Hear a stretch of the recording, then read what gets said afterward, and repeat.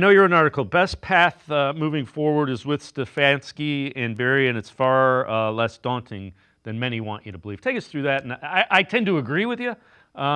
Take us through that and just your thoughts behind that. Well, so for example, this team won 11 games last year. They've been to the playoffs twice in the last 4 years. And people have been yelling at me when I say that. And I say that's the most success we've seen from a regime in, 40 years, Dave. And they say that's a low bar. You're right. It's a low bar, but it doesn't change the reality that nobody else has been able to do it in that amount of time, right? Through when you view things through a larger lens. So, they've found some success here. Now, like you said, you gave them the extension. You've got to be consistent and elevate that.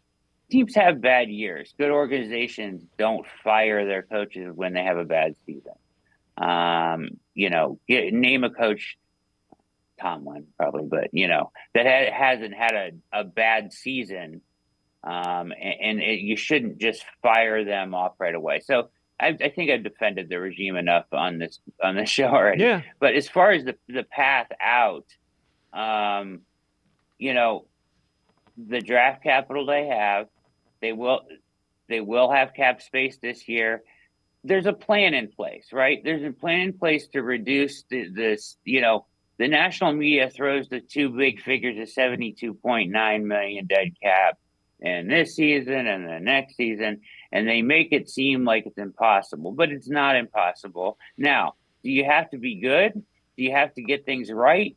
Absolutely. But to think that, like, I've seen so many people, this talent or this roster needs blowing up. Why didn't they fire sale at the trade deadline? All these things.